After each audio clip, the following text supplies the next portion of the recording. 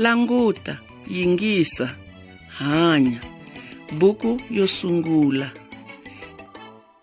Ku sungula hi Xikwembu. Mangenelo. Avuxeni vanghana. Tanani hi ta dyondza ta vutomi bya vanhu vo sungula lava va nga hanya emisaveni. Xikwembu xin'we xa ntiyiso xi hi dyondzisa leswi xi nga swona hi ndlela leyi xi hanyeke na vanhu lava ha kona. Loko u ri karhi u yingisela cassette, languta swifaniso leswi nga eka buku leyo tshuka. I tidyondzo leti humaka ebukwini ya Xikwembu yi nga Bibele. Loko u twa mpfumawulo,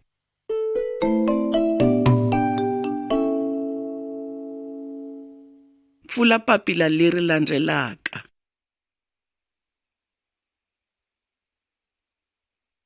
Xifaniso xo sungula. Adamu na swiharhi.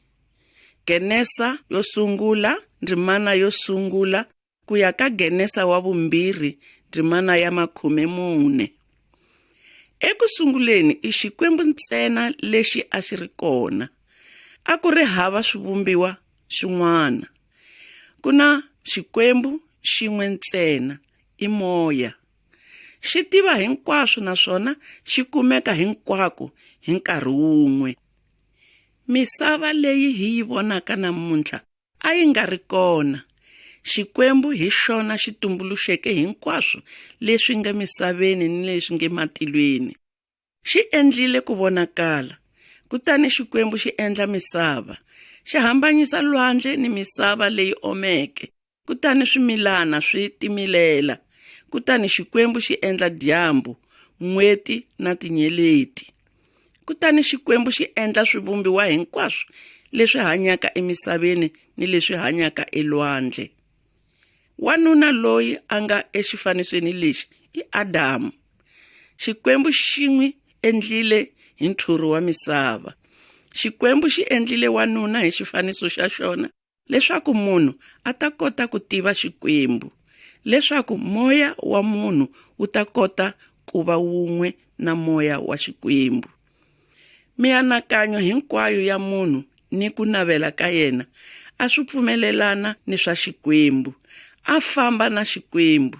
Kutani Xikwembu xi vona leswaku hinkwaswo leswi xi swi endle swi sasekile ngopfu.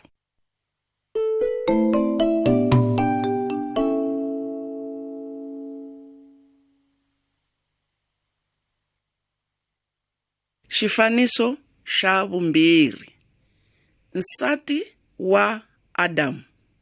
Genesa wo sungula, ndzimana ya 27 ku ya ka ndzimana ya 28. Genesa ku avanyisa ka 2, ndzimana ya 15 ku ya ka 25. Xikwembu xi vekile Adamu entangeni wo saseka lowu vuriwaka Edeni. Kutani xi n'wi lerisa ku wu hlayisa. A ku ri ni mirhi ya tinxaka hinkwato ku katsa na murhi wa vutomi. Adamu a ri ni mihandzu ya tinxakanxaka leyinene leyi a ti dyela yona. Xikwembu xi pfumelele Adamu leswaku swiharhi hinkwaswo ni swinyenyana hinkwaswo a swi thya mavito. Eka swivumbiwa hinkwaswo a ku ri na swa xinuna ni swa xisati. Swivumbiwa leswi a swi nga chavi munhu naswona a swi nga n'wi vavisangi. Kambe Adamu a ri hava munghana loyi a fanaka na yena. Hi loko Xikwembu xi endla wansati a va munghana wa Adamu. Xikwembu xi endlile leswaku Adamu a etlela vurhongo lebyikulu. Xikwembu xi hlomula rimbambu etsheveni ra Adamu. Hi rimbambu leri Xikwembu xi tumbuluxa wansati. Xikwembu xi tisa wansati eka wanuna. Wanuna ni wansati a va a nga ambalangi nchumu, kambe a va nga ri na tingana. A va vulavula na Xikwembu tanihi vanghana. A ku ri hava mahlomulo, rifo kumbe swin'wana swo biha endhawini ya vona leyo hlamarisa.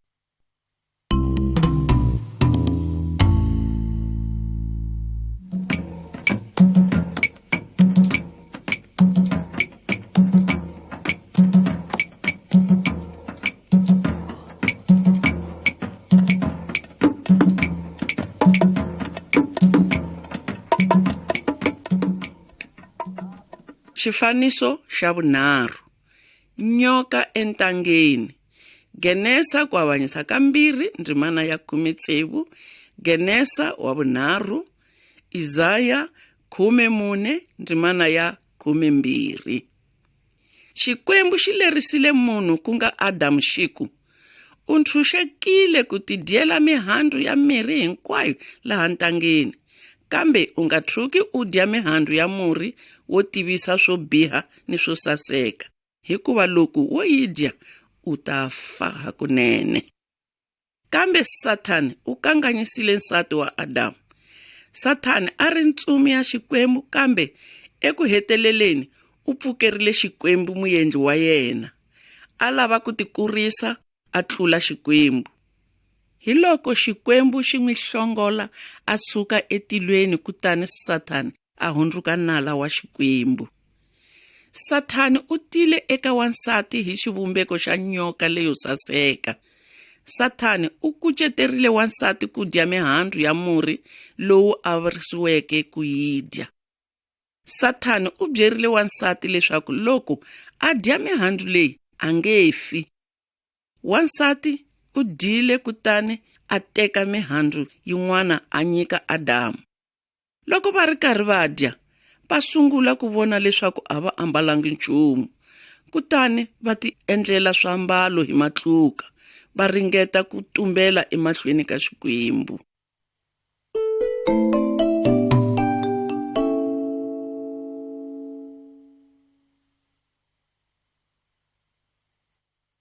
Xifaniso xa vumune, Adamu na Eva ehandle ka ntanga. Genesa ku avanyisa ka 3 ndzimana ya 14 ku ya ka 24.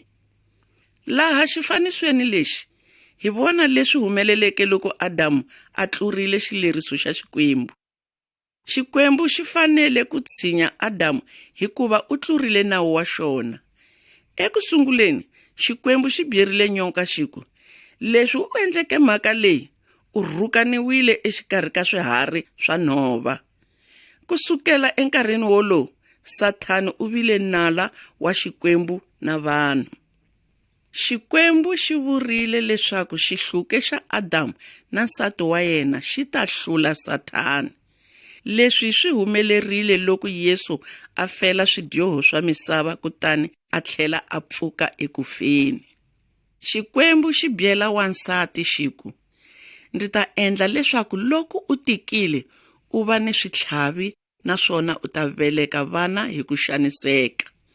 Kutani Xikwembu xi byela Adamu leswaku misava yi ta rhukaniwa hikuva yena Adamu u yingisele nsati wa yena, kutani a dya mihandzu ya murhi lowu arisiweke. Hikwalaho ka swona, Adamu u ta fanele ku tirha hi matimba ku endlela leswaku a kuma swakudya swa yena ni swa nsati wakwe ku kondza a fa. Hi loko Xikwembu xi hlongola Adamu entangeni, Adamu a thya wansati evito ra Eva hileswaku vutomi. Eva a velekela Adamu hi vana.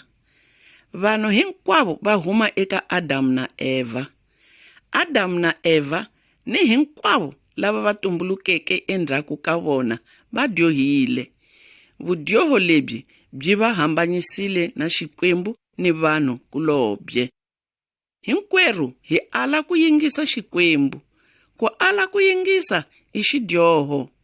Ha fa hikuva ha dyoha, kambe ku themba ku kona hikuva Yesu Kriste loyi a hanyaka u ni matimba ya ku hi ponisa ematimbeni ya vudyoho ni ya Sathani.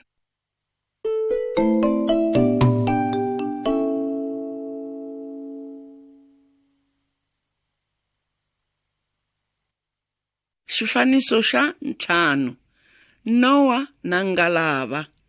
Genesa ku avanyisa ka 6 ndzimana yo sungula ku ya ka Genesa wa 7 ndzimana ya 5. Vana va Adamu na Eva kun'we ni vatukulu va vona va andzile ngopfu. Va landzelerile mitila ya Sathani va endla leswo biha. Kutani Xikwembu xi tisola hikuva xi endlile munhu. i munhu un'we loyi a nga ringeta ku tsakisa Xikwembu. Vito ra yena a ri Nowa. Siku rin'wana Xikwembu xi vulavula na Nowa xiku, ndzi ta herisa vanhu hinkwavo, hikuva misava yi tele hi madzolonga hikwalaho ka vona. Wena ti akele ngalava. Ngalava i xikepe lexikulu. Mina Xikwembu ndzi ta rhumela ndhambi emisaveni, kutani swivumbiwa hinkwaswo swi ta dyiwa hi mati. Kambe ndzi ta endla ntwanano na wena. Nghena engalaveni, wena ni nsati wa wena, kun'we ni vana va wena na vasati va vona. Eka tinxaka hinkwato ta swiharhi, hlawula xa xinuna ni xa xisati u swi nghenisa engalaveni. Endlisa sweswo ni le ka tinyenyana leswaku swi ta pona. Xikwembu xi leterile Nowa hi laha ngalava yi faneleke ku akiwa ha kona. Nowa u endlile hi laha Xikwembu xi n'wi leriseke ha kona. Loko a ri karhi a aka ngalava, Nowa a tshama a ri karhi a tsundzuxa vanhu leswaku Xikwembu xi ta va herisa, kambe vona a va hundzukanga etindleleni ta vona leto biha.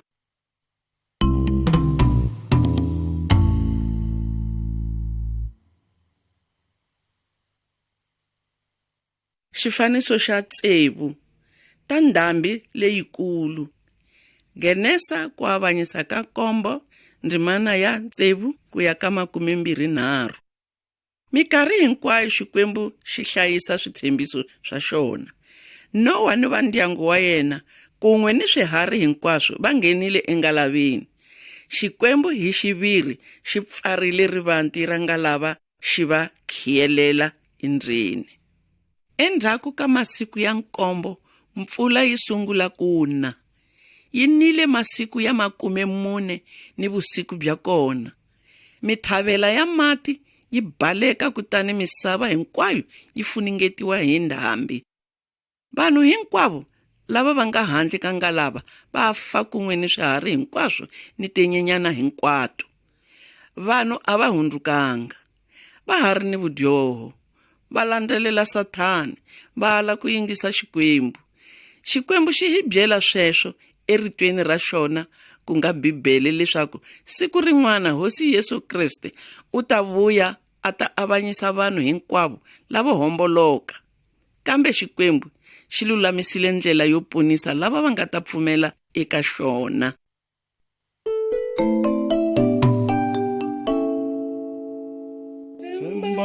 Yesu mukreste u languta henhla hi siku ro karhala u ta ku veleka.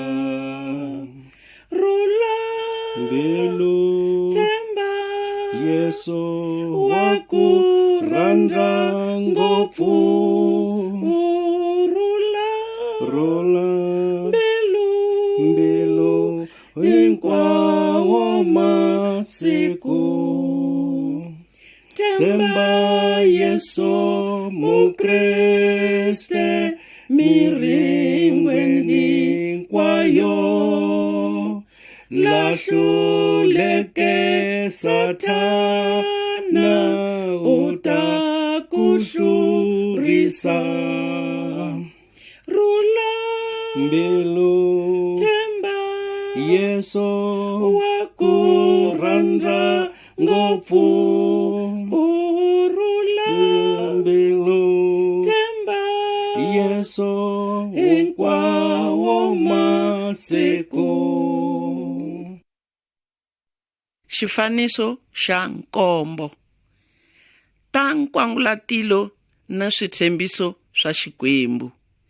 Genesa wa 8 ndzimana ya 1 ku ya ka Genesa wa 9 ndzimana ya 17. Nowa ni va ndyangu wa yena kun'we ni swiharhi hinkwaswo va tshamile engalaveni ku tlula lembe. Loko mpfula yi xile na loko mati ma phyile emisaveni hinkwayo, va humile engalaveni. Kutani Nowa a akela Xikwembu ealitari tani hi leyi u yi vonaka. a tlhava swiharhi swin'wana a humesela Xikwembu-gandlelo leri hisiwaka ehenhla ka altare. Xikwembu xi tsakerile gandlelo leri, kutani xi veka nkwangulatilo etilweni, ku va mfungho wa leswaku xi nge he tlheli xi herisa swivumbiwa leswi hanyaka hi ndhambi ya mati. Nkwangulatilo i xitsundzuxo eka hina mayelana ni switshembiso swa Xikwembu. Tsundzuka switshembiso swa Xikwembu, kambe u nga rivali leswaku Xikwembu xi ta tlhela xi avanyisa misava. Eka nkarhi lowu taka, Xikwembu xi ta herisa misava hi ndzilo. Lava va tshembaka ni ku titsongahata emahlweni ka Xikwembu a va fanelanga ku chavisiwa hi leswi nga ta humelela. Titsongahate emahlweni ka Hosi Yesu Kreste, kutani u ta pona, a wu nga herisiwi.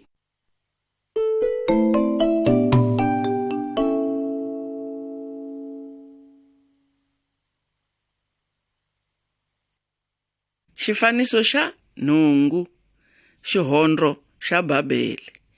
Genesa ku avanyisa ka 11, ndzimana ya 1 ku ya ka 9. Vanhu hinkwavo va misava va huma eka vana vanharhu va Nowa. Xikwembu xi va lerisile leswaku va tswalana va andza ni leswaku va ya tshama etindhawini hinkwato ta misava.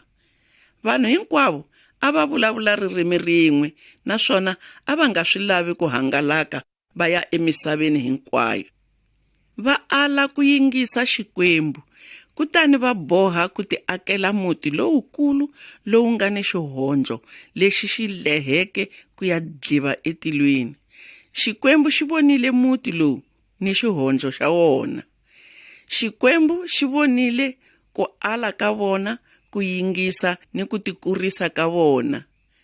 Kutani Xikwembu xi ku, vanhu lava hinkwavo va vulavula ririmi rin'we. A hi yeni hi ya pfilunganyisa ririmi ra vona leswaku va ta ka va nga ha twanani loko va vulavula. Eka xifaniso lexi, vanhu a va ha twisisani loko va vulavula. Hi loko va tshika ku aka muti, kutani va hangalaka va ya tshama etindhawini to hambana. Namuntlha hi ni tindzimi to hambana hikwalaho ka ku ti arisa ka vona. Loko hi ala ku yingisa Xikwembu, ha dyoha. Xidyoho xi hambanisa munhu ni Xikwembu, naswona xi hambanisa munhu ni vanhu van'wana. A hi yingiseni Xikwembu hi xitshemba mikarhi hinkwayo.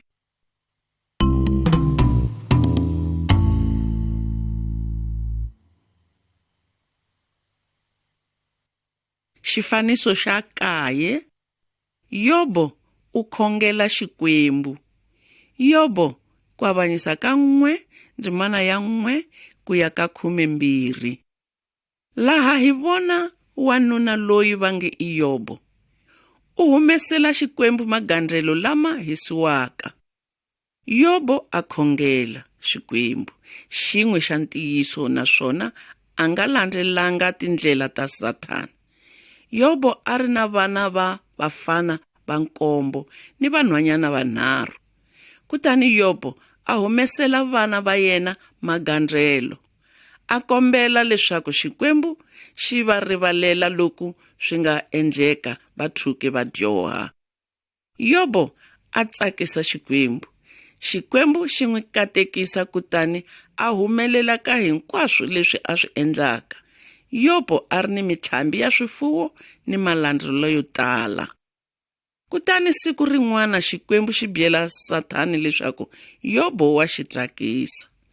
Hi loko Sathani a mangalela Yobo ni ku vula leswaku Yobo u khongela Xikwembu leswaku a ta va ni mufumi.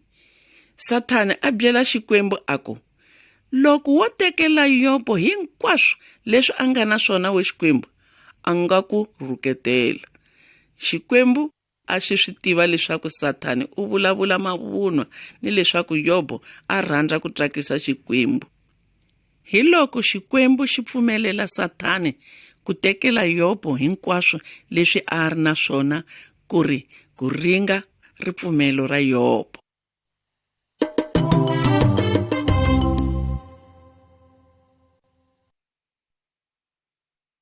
Xifaniso xa 10. Yobo exirilweni. Yobo ku avanyisa ka 1 ndzimana ya 13 ku ya ka 22. Xifaniso lexi xi kombisa siku leri Yobo a ri xirilweni lexikulu. Malandra ya yena va n'wi tiserile mahungu yo tsema nhlana. Nandza wo sungula a tile hi ku tsutsuma a ta n'wi byela leswaku valala va dlele malandra ya Yobo, kutani va bhisile mitlhambi ya yena ya tihomu ni timbhongolo. Loko nandza lowo rhanga a nga si heta ku vulavula, ku fika nandza wa vumbirhi. Kutani yena a ku, ndzilo wu hisile tinyimpfu ni varisi va kona, hinkwaswo swi file. Nandza wa vunharhu a fika a byela Yobo a ku, valala va hi hlaserile kutani va bhisile tikamela hinkwato. Nandza wun'wana a tisa mahungu yo biha ku tlula hinkwawo a ku, vana va wena a va tidyela nkhuvo endhawini yin'we, hi loko ku sungula bubutsa ra moya leri nga wisa yindlu kutani va fa hinkwavo. Loko Yobo a twile mahungu lawa, a ya byewula nhloko, a ti wisela hansi, a rila hi gome lerikulu. Kutani Yobo a ku, Xikwembu xi nyikile, Xikwembu xi tlhela xi teka, a ku dzunisiwe vito ra xona. Hambi loko swilo leswi hinkwaswo leswo biha swi humelerile, Yobo a nga dyohangi, a nga rhukananga Xikwembu.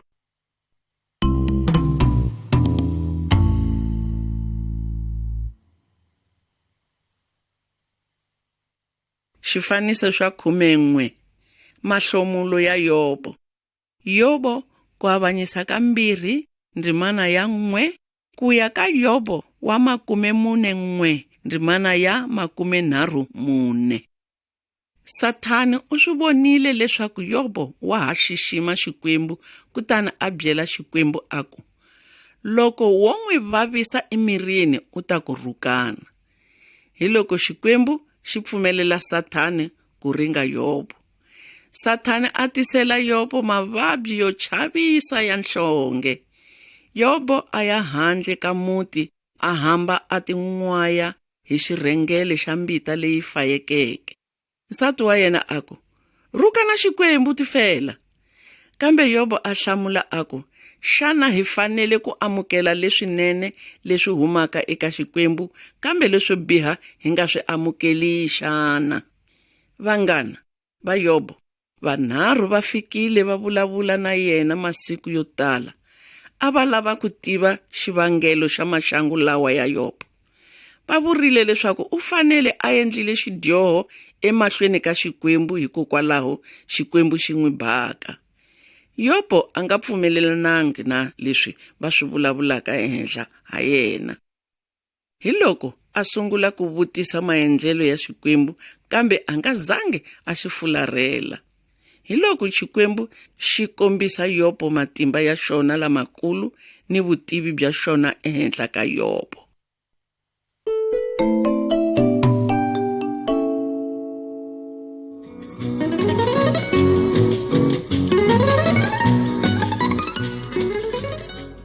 Xifaniso xa 12. Yobo a vuyeseriwa swa yena. Yobo ku avanyisa ka 42 ndzimana ya 1 ku ya ka 7. Eka xifaniso lexi, Yobo u hanyile naswona i mufumi nakambe. Ndzi ta hlamusela hi laha swilo leswi humeleleke ha kona. Loko Yobo a hlanganile na Xikwembu hi vuntshwa, u tisorile embilwini, hi loko Xikwembu xi vulavula na Elifasi, un'wana wa lava a va veka Yobo enandzu, xiku, wena ni vanghana va wena lavambirhi ndzi mi hlundzukerile, hikuva a mi vulavulanga swa kahle hi mina. Mi hambanile na leswi nandza wa mina Yobo a swi endlaka. Xikwembu xi va byela ku ya ti humesela gandlelo leri hisiwaka va ri eka Yobo. Kutani Yobo, nandza wa Xikwembu, u ta va khongelela. Xikwembu xi vule na leswaku xi ta va rivalela. Yobo u khongelele vanghana va yena, kutani Xikwembu xi amukela xikhongelo xa yena. Endzhaku ka leswi, Xikwembu xi tlhele xi endla leswaku Yobo a hola xi n'wi engetelela ni rifuwo ra yena. Vanghana va Yobo ni maxaka ya yena va tile enkhubyeni wa yena, va n'wi tisela ni tinyiko. Xikwembu xi n'wi nyikile vana va 7 va vafana na vanhwanyana 3 vo saseka. Yobo u hanyile malembe layo tala kutani a hundza emisaveni a dyuhele swinene. Xikwembu xa swi tiva leswaku hikwalaho ka yini hi xaniseka evuton'wini lebyi. Hi xona xi lawulaka hinkwaswo leswi humelelaka. Xikwembu xi lava hi tiyisela. Tsundzuka leswi, Xikwembu xa hi rhandza. Lava va xi hloniphaka xi va navelela leswinene. Hansi ka ngati ya Yesu ndzi hlayise Xikwembu, ndzi ta tshama hi masiku hansi ka ngati yakwe. Hansi ka ngati ya Yesu ndzi hlayise Xikwembu, ndzi ta tshama hi masiku hansi ka ngati yakwe. Ndzi ta ku kurisa Hosi, wena Xikwembu xanga. Ndzi ta vonga, ndzi tlangela hinkwawo masiku. Hi minkarhi ni minkarhi, nomu wanga Yehova u ta tlangela tintswalo leti nga ka wena.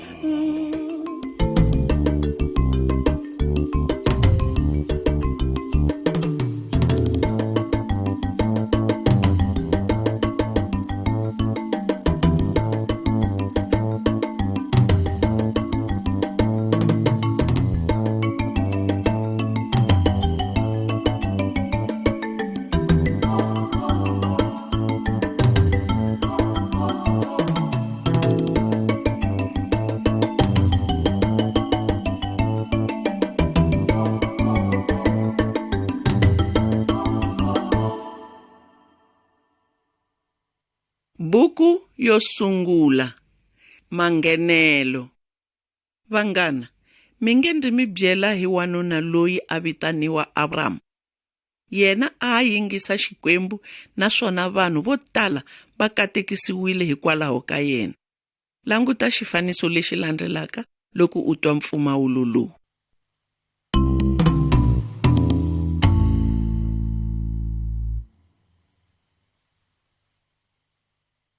Xifaniso xa 13. Abraham a sukela va ka vona. Genesa ku avanyisa ka 12, ndzimana ya 1 ku ya ka ku avanyisa ka 13, ndzimana ya 4. Eka xifaniso lexi u vona wanuna loyi a vitaniwaka Abraham, nsati wa yena Sarayi, ntukulu wa yena Lota na malandra ya yena. Va famba riendzo lero leha swinene hikuva Xikwembu xi vulavule na Abraham xi ku, suka etikweni ra rikwenu u hambana ni maxaka ya wena ni va ka n'wina hinkwavo, u ya tikweni leri ndzi nga ta ku komba rona, ndzi nga ta ku endla tiko lerikulu, ndzi ku katekisa, kutani vanhu hinkwavo va ta katekisiwa hikwalaho ka wena.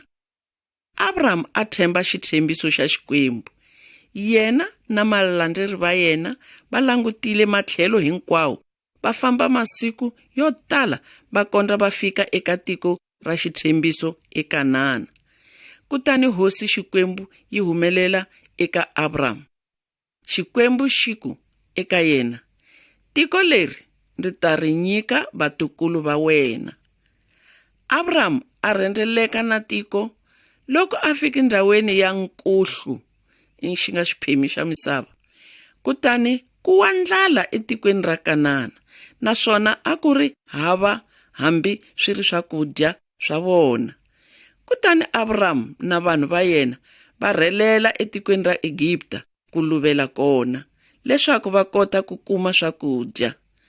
Endzhaku ka nkarhi u tlhelele eKanana hikuva a tshemba leswi Xikwembu xi n'wi tshembiseke swona. Xikwembu xi hi tshembisile vutomi lebyintshwa ni ndhawu etilweni. Ku fana na Abramu, hi n'wi yingisa loko hi lava ku amukela leswi Xikwembu xi nga hi tshembisa swona.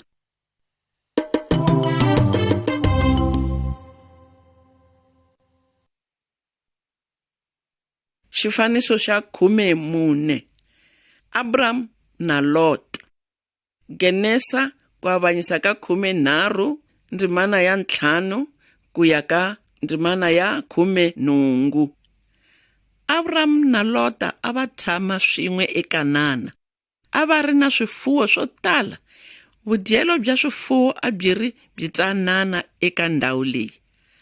Varisi lavakulu va swifuwo swa Abramu na Lota a va sungula ku holova.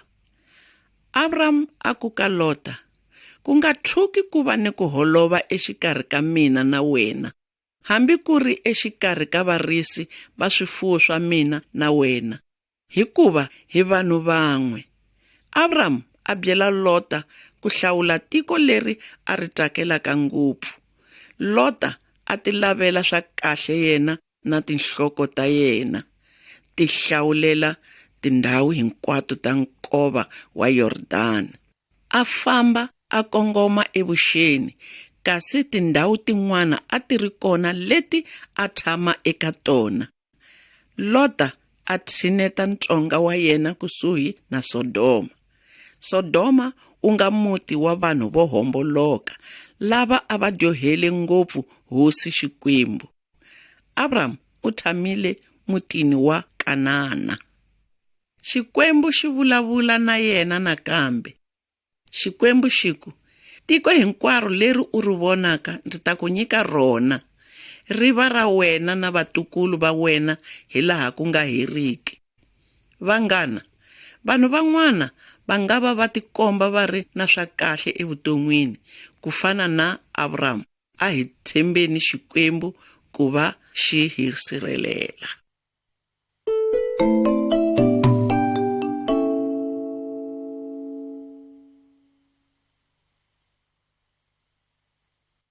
Xifaniso xa 15. Abramu a hlangana na hosi ya ku rhula. Genesa ku avanyisa ka 14 ndzimana ya 1 ku ya ka 25. Loko Lota a ha tshamile enkoveni nyimpi yi sungula. Hi loko Abramu na vavanuna va yena lava a va hlomile va ya kutlula Lota. Va hlule valala va vona kutani va ponisa nhundzu ya vona. Loko va vuya hi le nyimpini va hlangana na hosi, tanihiloko mi swi vona eka xifaniso lexi. Vito ra hosi leyi a ku ri Melkizedeke.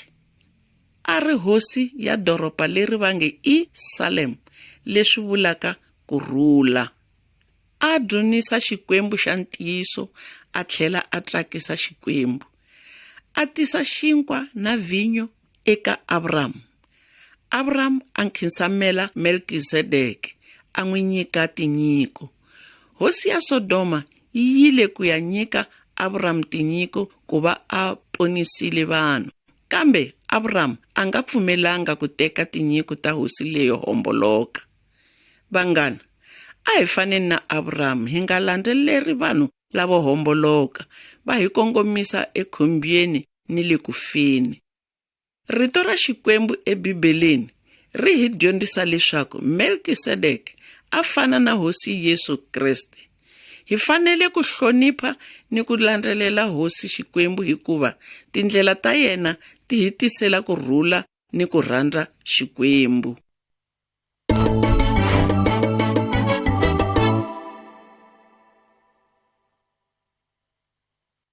Xifaniso xa 16. Abraham na tinyeleti. Genesa ku avanyisa ka 15 ndzimana ya 1 ku ya ka 21. Endzhaku ka loko Abraham a hlayisile Lota na vanhu hinkwavo, Lot u tlhelele eSodoma. Kutani Xikwembu xi vulavula na Abraham, u nga chavi Abraham, ndzi xichavelo xa wena, mbuyelo wa wena wukulu. Xikwembu xi ku eka Abraham nakambe leswaku xi ta n'wi nyika ndhawu ku teka vutshamo eka yona. Xikwembu a xi vulavula hi ndhawu ya Kanana, kambe Abraham a vilela hikuva Xikwembu a xi nga n'wi nyikanga n'wana. Hi xikongomelo lexi, Xikwembu xi yise Abraham ehandle kutani xi ku, languta, ringeta ku hlaya tinyeleti, u ta va ni rixaka ro tala ku kota tona. Abraham u tshembile xitshembiso xa Xikwembu, hambileswi Abraham a nga ri na vana. Xikwembu xi tsakisa hi Abraham. Vanghana, Xikwembu xi lava hi pfumela na ku yingisa marito ya xona, ku nga Bibele. Hi xona Xikwembu xa matimba hinkwawo, kutani ha ta amukela switshembiso swa Xikwembu tanihi leswi endleke hi Abraham.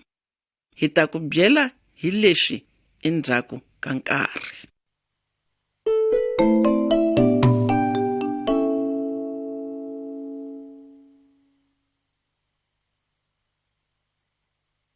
Xifaniso xa 17 ta Ishmael n'wana. Genesa ku avanyisa ka 16 ndzimana ya 1 ku ya ka Genesa 17 ndzimana ya 22. Languta xifaniso. Abraham u na n'wana wa mufana. Abraham u tshamile eKanana nkarhi wo ringana 10 ra malembe, kambe a ha langutele leswi Xikwembu xi nga n'wi tshembisa swona. Loko a ri Sarai, nsati wa yena, a nga si kuma n'wana. Sarai a ri na nandza loyi a vitaniwa Hagara. A lava leswaku Hagara a n'wi velekela n'wana na Abraham. Endzhaku Sarai a teka n'wana ku va wa yena. Lowu a ku ri ntolovelo wa nkarhi wolowo. Hagara u tikisiwile hi Abraham, kutani Sarai a sungula ku vondroka. Sarai u khomile Hagara hi tindlela ya tihanyi ku kondza a baleka. Kambe ntsumi ya Xikwembu yi tivonakase eka Hagara yi n'wi byela leswaku u ta kuma n'wana wa mufana loyi a nga ta vitaniwa Ishmael. Leswi swi vulaka leswaku Xikwembu xa yingisa. Xikwembu xi te xi ta katekisa Ishmael. Ishmael u ta lwa ni vanhu hinkwavo. Ishmael a velekiwa endzhaku a va tata wa vanhu va Arabu. 13 wa malembe endzhaku ka ku velekiwa ka Ishmael, Xikwembu nakambe xi tshembisa tiko hinkwaro ra Kanana eka Abraham ni le ka rixaka ra yena hi laha ku nga heriki. Kambe Abraham na rixaka ra yena a va fanele ku yingisa rito ra Xikwembu. Loko Abraham a ri na 99 wa malembe, Xikwembu xi tile eka yena xiku, hi mina Xikwembu xa matimba hinkwawo. Famba emahlweni ka mina naswona u ndzi yingisa eka hinkwaswo leswi u swi endlaka. Ndzi ta hetisisa xitshembiso xa mina na wena, naswona ndzi ta endla rixaka ra wena ri va ni vanhu vo tala. Sweswo i ntwanano na wena.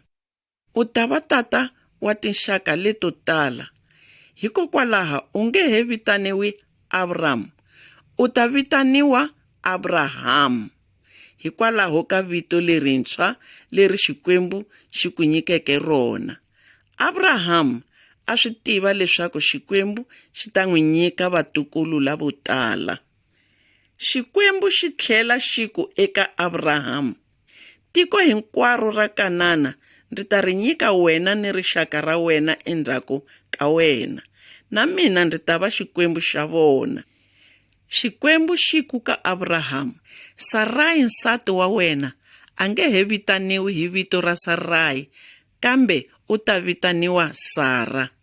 Xikwembu xi n'wi katekisile xi tlhela xi nyika Abrahamu n'wana wa mufana hi Sara.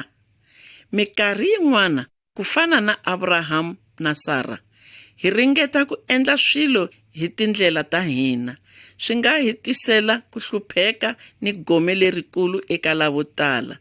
Hi fanele ku tshemba Xikwembu, hi xi yingisa naswona hi yimela leswaku xi tirha makungu ya xona.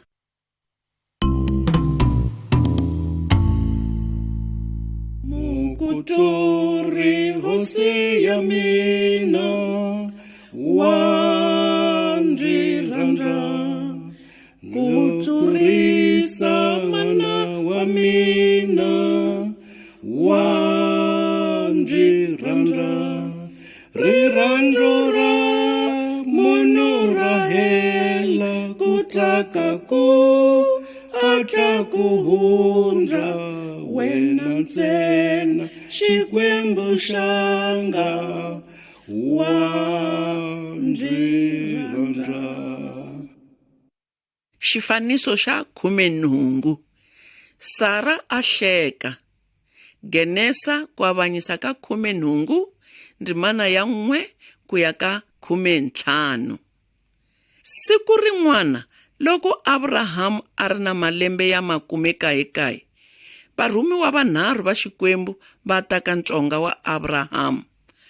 Abrahamu a vitana Sara ku lunghisa swakudya, kutani yena a va phamela. Kutani wanuna a vutisa Abrahamu a ku, u kwihi Sara nsati wa wena xana? A hlamula a ku, u kwala ntsongeni.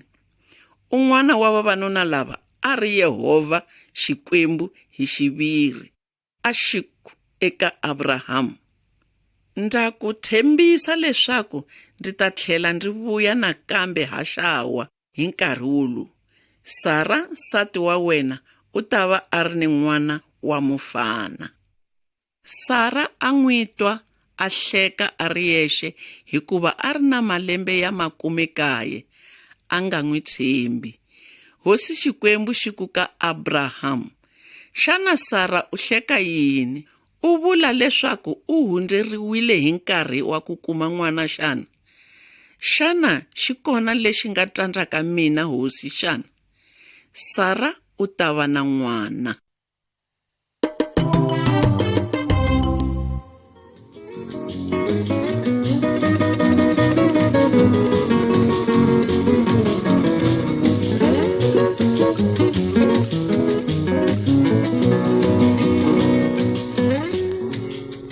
Xifaniso xa 19. Abrahamu a khongelela muti wa Sodoma. Genesa ku avanyisa ka 18 ndzimana ya 16 ku ya ka Genesa 19 ndzimana ya 29. Hi vona Abrahamu na varhumiwa vanharhu. Xikwembu a xi ri na makungu yo herisa doroba ra Sodoma na Gomora, hikuva vanhu a va endla leswi a swi nga laveki emahlweni ka Xikwembu. A va lahle kungu ra Xikwembu ra vuxaka lebyi kwetsima exikarhi ka wanuna na wansati. Abrahamu a tsundzuka Lota kutani a ku eka Yehovha Xikwembu, xana u tiyisile hakunene leswaku u ta herisa lavo lulama swin'we ni lavo homboloka xana? Abrahamu a va na makungu na Xikwembu ku ponisa Sodoma. Eku heteleleni Xikwembu xi ku xi nge herisi tiko ra Sodoma ehandle ka loko ku ri ni vanhu va 10 lava tirhelaka Xikwembu. A ku ri hava na 10 ra malandra lava a va tirhela Xikwembu eSodoma. A ku ri na munhu wun'we wo lulama loyi a va ku i Lota. Varhumiwa va lerisa Lota ni ndyangu wakwe ku baleka etikweni ra Sodoma, naswona va nga languti ndzhaku. Xikwembu xi rhumela ndzilo hi le tilweni ku herisa vanhu lavo homboloka etikweni ra Sodoma na Gomora. Lota na ndyangu wa yena va baleka. Nsati wa yena u langute endzhaku, kutani a hundzuka tshuka ra munyu. Abrahamu u kombele Xikwembu ku ponisa vanhu hinkwavo lavo lulama, kambe ku pone Lota na vana va yena vambirhi va vanhwana.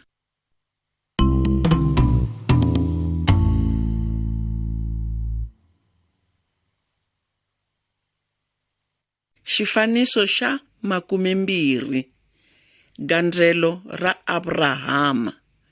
Genesa ku avanyisa ka 21 ndzimana ya 1 ku ya ka Genesa wa 22 ndzimana ya 19.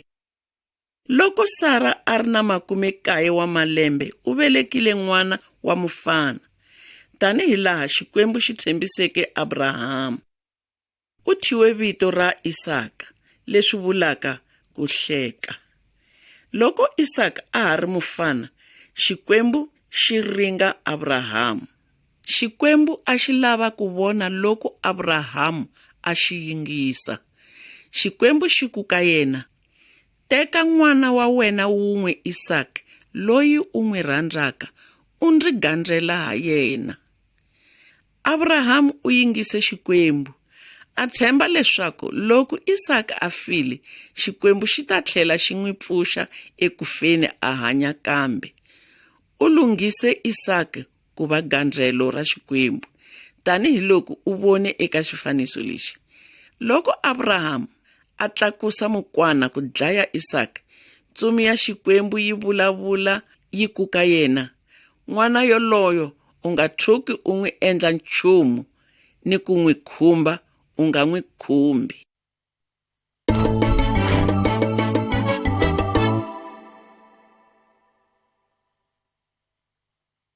Xifaniso xa 21, Abrahama na nandza wa yena. Genesa ku avanyisa ka 24 ndzimana ya 1 ku ya ka Genesa ya 25 ndzimana ya 11. Loko Abrahama a khalabyile swinene, a vitana nandza wa yena aku, ndzi tshembise leswaku u ta tlhelela etikweni ra mina na le ka maxaka ya mina, u ya tekela n'wana wa mina nsati Isaka. Abrahama a nga lavi leswaku Isaka a suka etikweni leri Xikwembu xi ri tshembiseke kumbe ku teka nsati eka vavasati va Kanani. Nandza u yingisile Abrahama, kutani a ya etikweni ra Nakor. Kwalaho u komberile Xikwembu ku va xi n'wi komba ndlela ku kuma nhwanyana wa kahle wa Isaka. Nhwanyana wo saseka loyi vito ra yena a ri Rebeka, u tile a huma etikweni ekukeni ka mati exihlobyeni. A tsakile a kela nandza wa Abrahama mati na tikamela ta yena ta 10. Nandza u swi tivile leswaku Xikwembu xi n'wi kombe eka wansati loyi, na leswaku i wansati loyi a lava yena. U kumile leswaku a ri n'wana wa makwa Abrahama. Nandza a dzunisa Xikwembu lexi hlamuleke xikhongelo xa yena ku va xi n'wi rhangerile eka hosi leyi nga xaka ra yena. Kutani Rebeka a va nsati wa Isaka. Abrahama u file loko a ri na malembe ya 175. Vutomi bya yena hinkwabyo u tshembile Xikwembu ku hlayisa switshembiso swa xona, kutani Xikwembu xi n'wi amukerile na ku n'wi katekisa. Xikwembu xa ha katekisa hinkwavo lava va xi tshembaka ku kotisa Abrahama.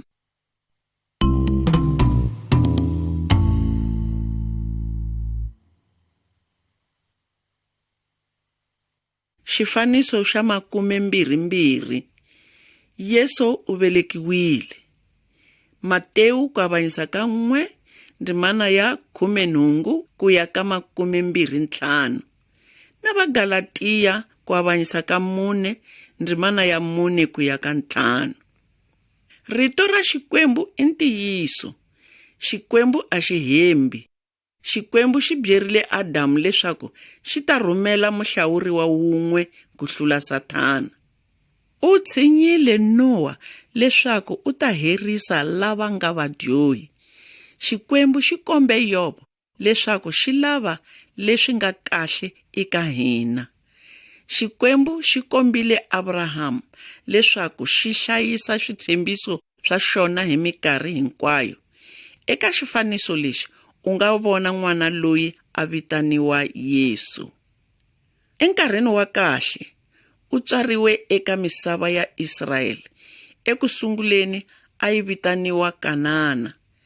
Vito ra mana wa yena a ri Mariya loyi a humeke hi le ka Abrahamu na Isaka. Mariya a nga si tiva wanuna loko a veleka Yesu. Yesu a nga ri na tatana wa laha misaveni. Tata wa yena i wun'we ku nga Xikwembu xa ntiyiso. Yesu hi yena ntsena loyi a tiseke mikateko emisaveni hinkwayo. U tile ku ta hetisisa xitshembiso xa Xikwembu, ku hlula na ku hi nyika ku vuyela eka Xikwembu.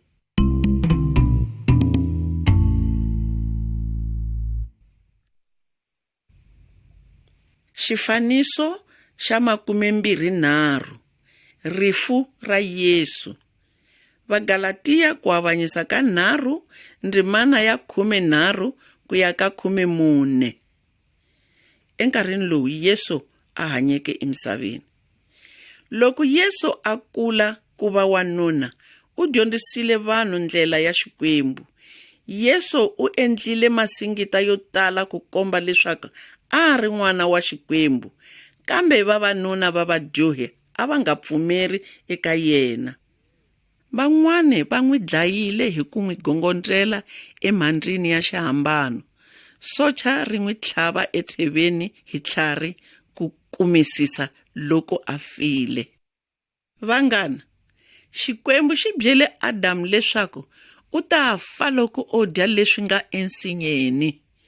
Hinkwerhu a hi landzelelanga nawu wa Xikwembu, kutani hi faneriwa hi rifo leri nga heriki. U ta tsundzuka leswaku Xikwembu xi nyikile Abrahamu xinyimpfana leswaku a xi gandlela ha xona ematshan'weni ya Isaka. Xikwembu xi nyikile n'wana wa xona Yesu leswaku a fa ematshan'weni ya vanhu hinkwavo, leswaku hi ta rivaleriwa swidyoho swa hina. Swidyoho swa hina swi hi hambanyisile na Xikwembu. Yesu i ndlela yo ya ka Tatana. Tsundzuka leswaku Xikwembu xi te eka Adamu, xi ta rhumela un'wana leswaku a ta hlula Sathani. Loko Yesu a fa exihambanweni a tlhela a pfuka ekufeni, u hlurile Sathani. Eka lava tshembaka ni ku landzelela milawu ya Yesu, matimba ya Sathani ya hlulekile. Xikwembu xi tshembisile nakambe xitshembiso xexo eka Abrahamu. Xikwembu xi vurile leswaku hikwalaho ka vatukulu va Abrahamu tinxaka hinkwato ti ta katekisiwa. Ku katekisiwa eku hanyeni ni Xikwembu hi laha ku nga heriki ku tile hi ndlela ya Yesu Kreste. Hi nga amukela mikateko eka Xikwembu loko hi tshemba eka Yehovha ni ku landzelela milawu ya yena.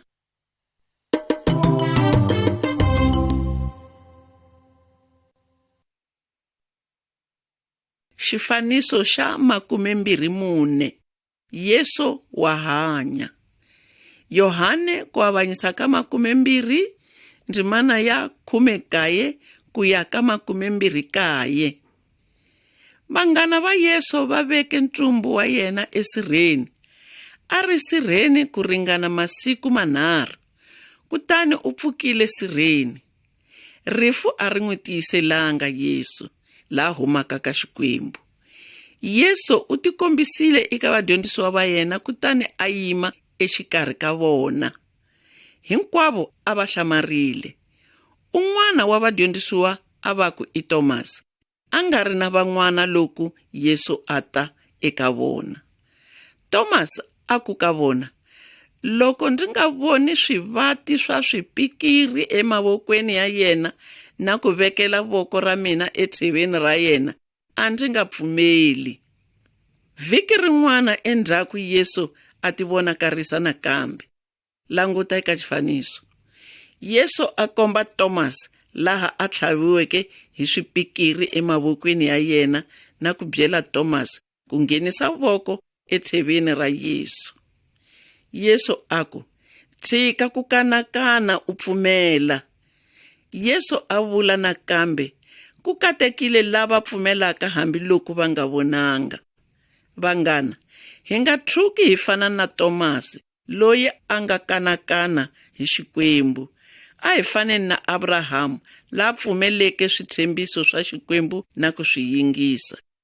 Hi ku tshemba Hosi Yesu na ku n'wi yingisa, hi nga tiva Xikwembu na ku amukela nyiko ya ku hanya na Xikwembu hi laha ku nga heriki.